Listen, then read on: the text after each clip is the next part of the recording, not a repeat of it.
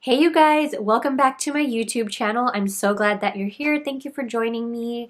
My name is Vienna Ortiz and my passion is to help goal-getters work and plan smarter, not harder, and also do it with a ton of self-compassion.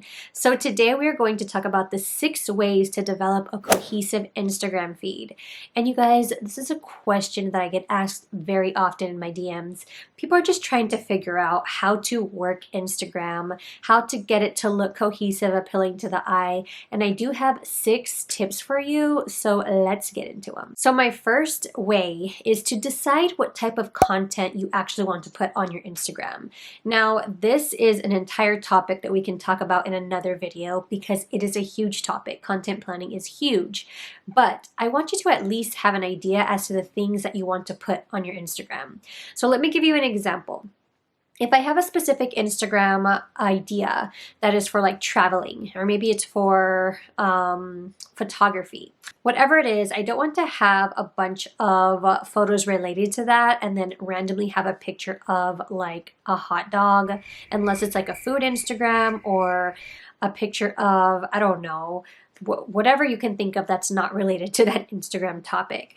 That's because you really want your Instagram to tell a story. You want people to go onto your Instagram and be able to see like, oh, okay, this is the type of content that they post. So while we'll talk about content planning in another video very soon, I want you guys to at least try to decide on your niche topic for your Instagram and really try to stick to that, whatever it is. So that way you can have like an overall idea as to what you're going to want to post. Okay, number 2, you need to decide how you want to structure your feed.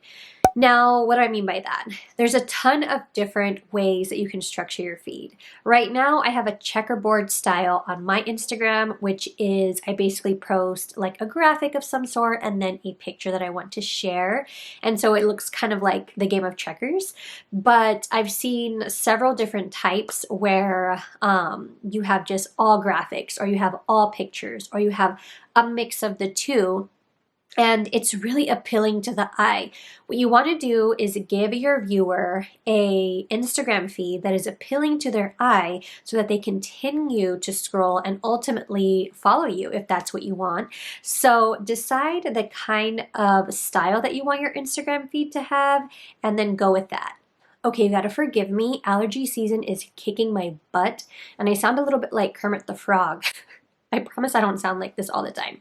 So tip number 3, decide on the colors that you want to have in your Instagram feed.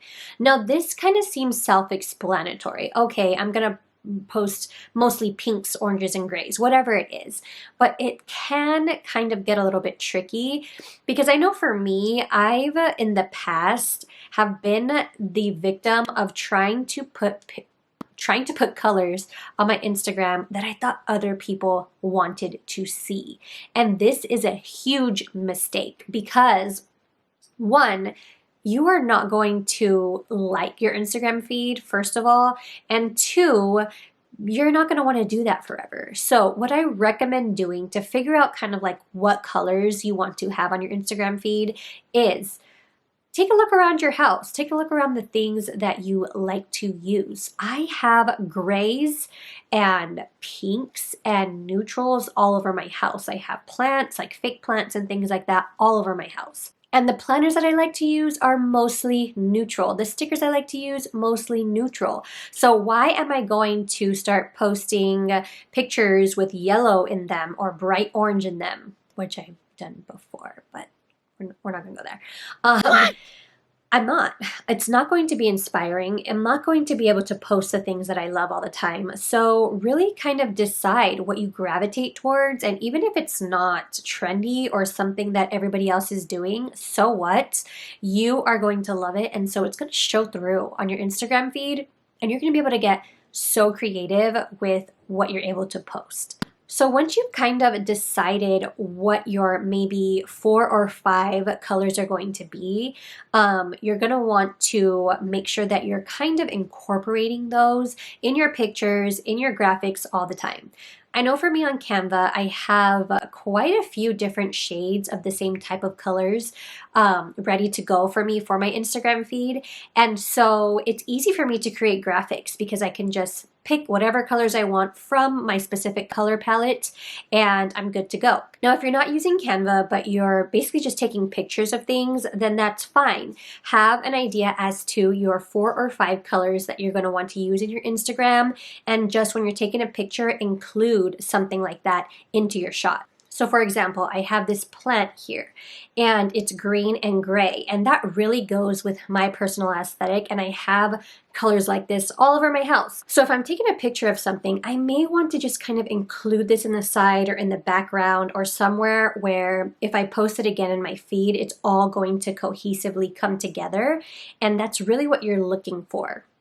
So get your RGB codes if you're using graphics or doing graphics. And RGB codes are basically the color codes that you can use when you're looking for colors, creating graphics, whatever it is. So if you can find those specific RGB codes for your graphics, you can use them all the time. And so that's super useful for me to just make sure it's always looking cohesive. Okay, tip number 4 is mostly for people who are creating graphics. And this is to pick maybe 1 or 2 fonts that you like using and stick to those fonts. So for me, again, I create a lot of my graphics on Canva. And so I have a couple fonts that I like to use all the time, and it really makes so much of a difference. I've gone on Instagram feeds, and I'm sorry if this is you, but it seems like they've reposted other people's Instagram pictures or graphics, which is fine, because that's the kind of Instagram they want to have. But you can tell right away there's no real plan, there's no real cohesiveness to it.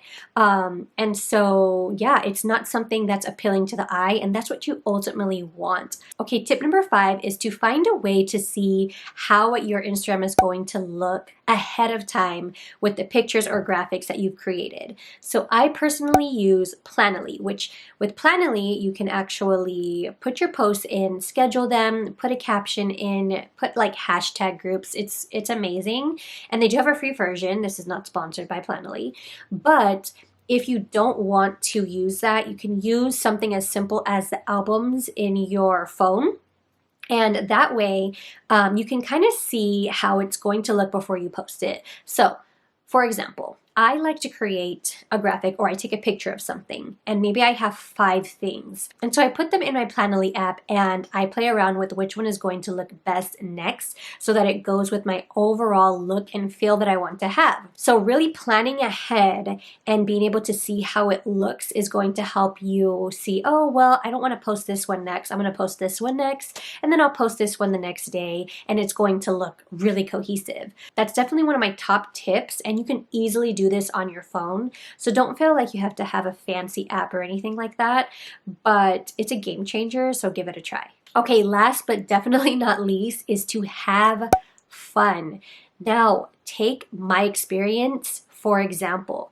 I used to have to, or think that I had to post things in a specific way. For example, I had to always have a white background underneath all of my photos because I thought that that's what made it cohesive. When I started to play around with photography a little bit and kind of let loose, my Instagram really started taking a turn. So instead of just always being on my desk taking a photo of my planner or whatever it is I was taking a photo of, I put it on my bed, or I put it on my couch, and I put it on the floor, put it on my lap, and it really created, first of all, it was a lot more fun, but it really created kind of like a more appealing Instagram feed to look at, for my opinion. It really seems kind of like self-explanatory, but if you find that you're taking the same picture over and over and over again, and you're like, how do I take different pictures but keep it cohesive? You're going to want to use all of the tips I just gave you. So find things within your house that have the same color scheme, prop it up on a pillow, put it on top of another background that looks like the color scheme that you use, like a gray couch, and it's going to make all the difference, I promise you. So that is my last tip for you. Now, I want to leave you with this sentiment. I want you to think of your Instagram feed as your personality, okay? So I want you to remember that you don't have to do things like everybody else. You don't have to follow somebody else's secret sauce to be able to get where you want to go. All of these things are tips that I'm giving you, but you need to put your own flavor and personality into it to really make it work. So just be okay with kind of exploring and seeing what you like and what fits your personality, because it's going to come through in your Instagram feed, I promise you, and the right people are going to like what you're bringing to the table. So I hope that this helped you. I hope that this kind of gets you on the right track to creating a cohesive Instagram feed. I cannot wait to talk more about this in the future. Please like this video if this is the content that you like and want to see more of. And I just thank you guys so much for being here. You can always subscribe if you want to see more and say hello in the comments. But yeah, I will see you guys in my next video.